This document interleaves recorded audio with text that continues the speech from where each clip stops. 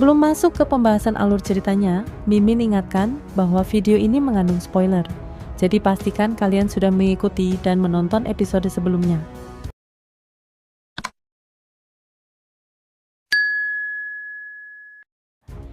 Di langit pegunungan kuno, sekelompok sosok melesat cepat, meninggalkan jejak penderitaan di belakang mereka. Guru, mereka pasti sudah mengunci keberadaan kita, Nala Nyanran berbisik cemas. Wajahnya menoleh, dan di sampingnya tampak wanita bergaun putih, anggun dan murni, Yun, ketua sekte bunga sekaligus gurunya. Kehadirannya membuat seolah seluruh pegunungan menjadi lebih indah. Di belakang mereka, beberapa sesepuh sekte bunga yang terluka bersuara marah. Orang-orang sekte langit mendalam itu memanfaatkan kita saat melawan binatang buas. Elder Qinghua bahkan gugur karena ulah mereka. Namun Yun menggeleng tegas. Sekarang bukan saatnya membahas dendam. Yang terpenting adalah bertahan hidup. Kata-katanya penuh wibawa, membuat para sesepuh hanya bisa terdiam. Sayangnya, kekuatan mereka sudah jauh berkurang. Elder terkuat gugur, dan di pihak musuh ada 2 Dojun bintang 9 yang sedang mengejar. Yanran, bila saatnya tiba, guru akan membuka jalan. Kau harus selamat, ucap Yun lirih.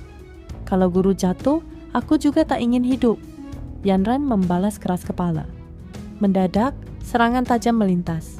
Yun menarik muridnya mundur tepat saat pohon di depan mereka hancur menjadi debu.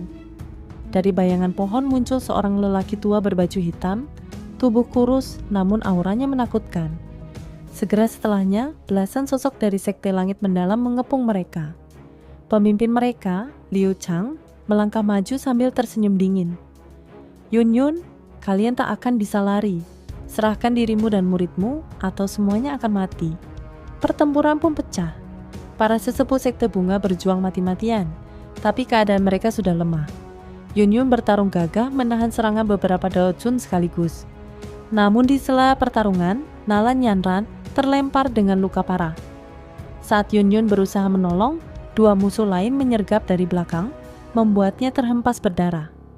Yaohua Liangjun dengan wajah cabul melangkah mendekat. Ketua Yun, setelah kau tunduk, murid kecilmu akan menyusul. Namun sebelum tangannya menyentuh, kilatan emas menyambar dari langit.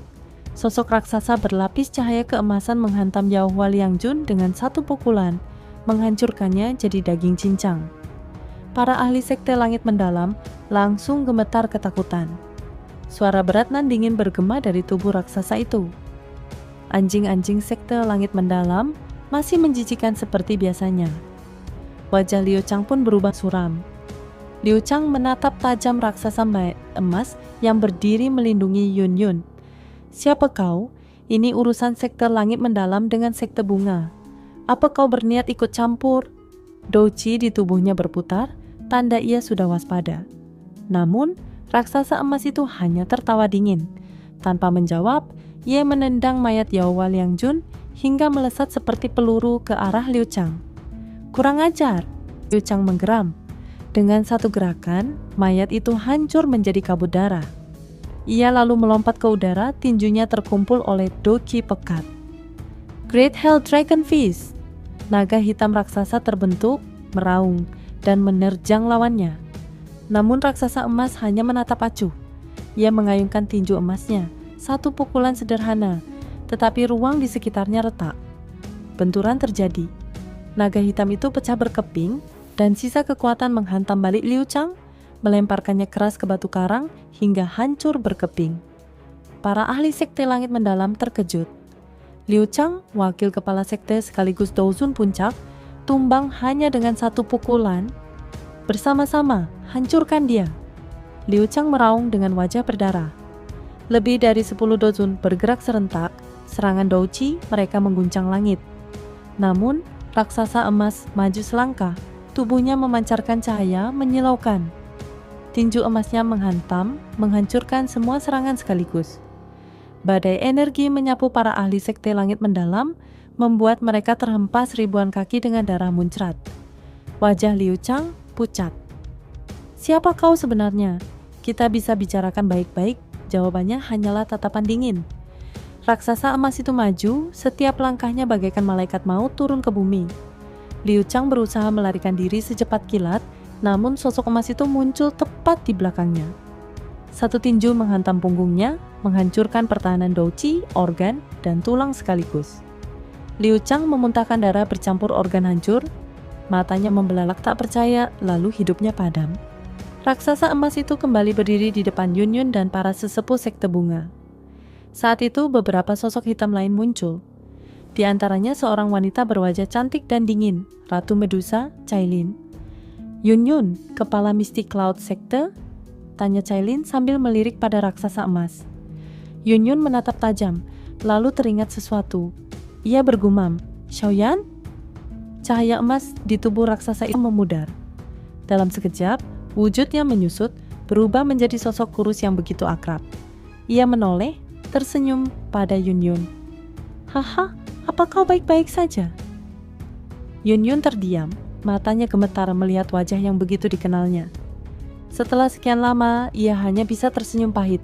Benar-benar Cao Xiaoyan tersenyum tipis, menyerahkan sebotol obat giok.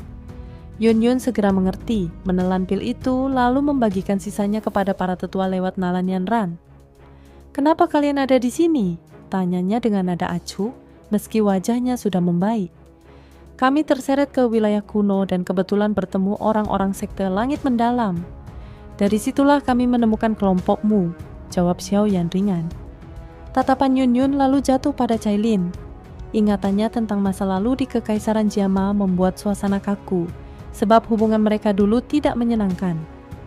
Cailin hanya mengangguk dingin, dan Yun Yun pun memilih diam. Xiaoyan, yang canggung di antara dua wanita ini, hanya bisa tersenyum pahit. Seorang tetua sekte bunga berterima kasih kepada Xiaoyan. Ia menjelaskan bahwa kelompok mereka sudah 5 hari terjebak di wilayah kuno, terluka karena binatang buas dan serangan sekte langit mendalam. Yun Yun menambahkan bahwa tujuan semua faksi adalah panggung kuno, tempat aman yang hanya berjarak 2 hari dari sini.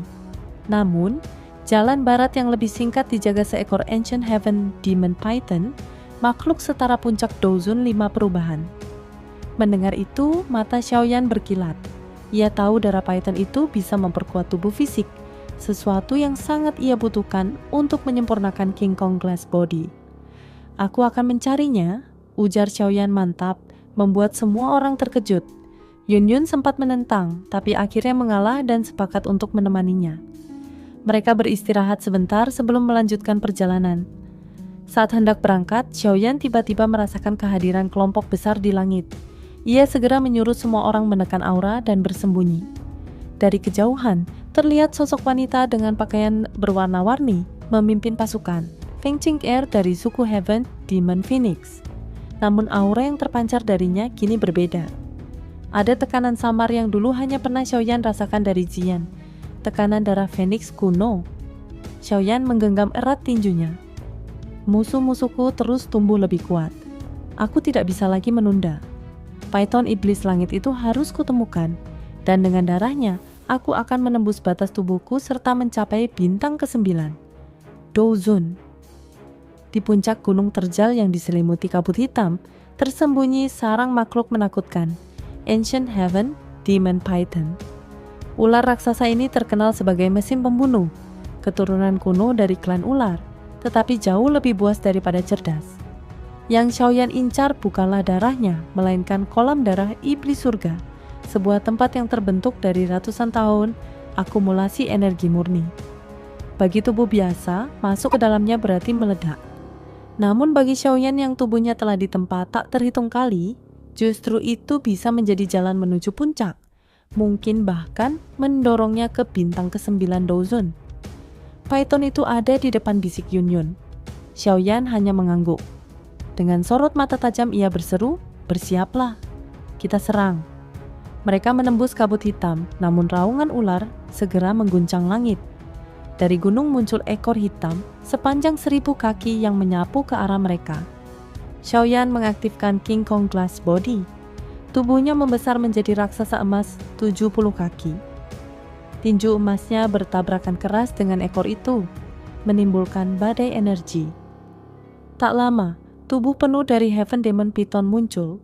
Tubuhnya hitam pekat, dilapisi sisik beracun, dan wajahnya setengah manusia setengah ular, menyebarkan rasa takut yang menusuk jiwa.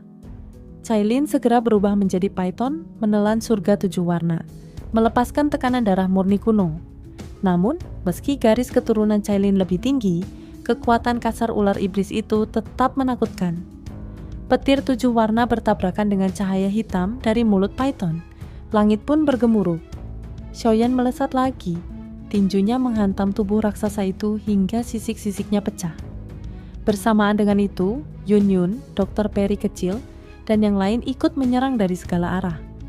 Namun, Python itu semakin brutal. Ekor hitamnya menghantam tubuh emas Xiaoyan hingga logam beradu menyalakan percikan api. Xiaoyan terhuyung tapi menahan rasa sakit, menggenggam ekor raksasa itu, lalu menyalurkan api teratai ungu coklat, membakar kabut hitam yang menyelimuti ular.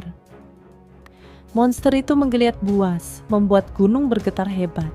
Semua orang sadar, tanpa Xiaoyan dan Cailin, mereka pasti tak akan mampu menahan kekuatan mengerikan itu. Xiaoyan terus menghantam dengan tinju berapi, darah mengucur dari tubuh Python. Justru rasa sakit itu membuat naluri pembunuhannya semakin liar. Tiba-tiba suara King Lin terdengar. "Paksa ia menatapku, Tuan Muda Xiaoyan."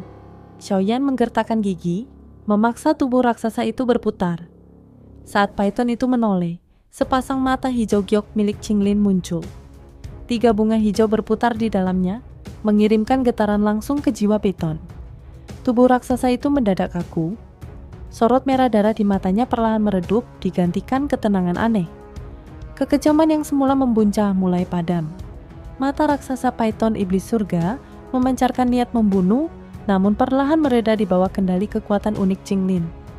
Meski begitu, makhluk buas setingkat puncak Do Jun ini masih melawan dengan kabut hitam pekat. Xiaoyan segera melepaskan api surgawi untuk menahan perlawanan, sementara Cailin, Dokter Peri kecil, Yun, dan lainnya mengikat tubuh Python itu dengan kekuatan Douji. Namun, makhluk kuno tersebut tetap mengamuk, hingga King Lin akhirnya mengeluarkan kekuatan mata Triple Jade Green Snake Flower. Di belakangnya muncul bayangan ular 9 kepala yang agung, menindas jiwa Python iblis surga. Tekanan garis keturunan membuat monster itu gemetar ketakutan. Saat mata iblis King Lin benar-benar terbuka, cahaya hijau memancar, meninggalkan tanda bunga di kepala Python. Seketika, kebuasan makhluk itu padam, berganti ketenangan. Xiaoyan pun lega. King Lin berhasil menundukkan makhluk ini. Dengan penjaga sebesar itu, langkah mereka menuju kolam darah setan surga akan lebih aman. Mereka memasuki gua Python, dipenuhi tumpukan tulang putih. Di ujungnya terdapat kolam darah merah pekat berdiameter 100 kaki, memancarkan energi dahsyat. Xiaoyan segera menyadari, Python itu telah menyiapkan tempat ini dengan mengorbankan banyak makhluk. Ia memutuskan untuk berlatih di sana selama beberapa hari, sementara King Lin mengerahkan Python iblis surga untuk berjaga. Cailin dan yang lainnya diminta mundur. Tinggal sendiri di hadapan kolam darah, Xiaoyan menatap permukaan yang beriak dengan sorot serius. Energi di dalamnya luar biasa berbahaya, tapi ia percaya tubuh dan pusaka pelindungnya mampu bertahan. Dengan tekad bulat, ia melompat ke dalam kolam. Seketika, darah itu mendidih, menebarkan suara bergemuruh yang bergema ke seluruh gunung. Itu saja spoiler episode 164 dari Donghua Series Battle Through the Heaven Season 5.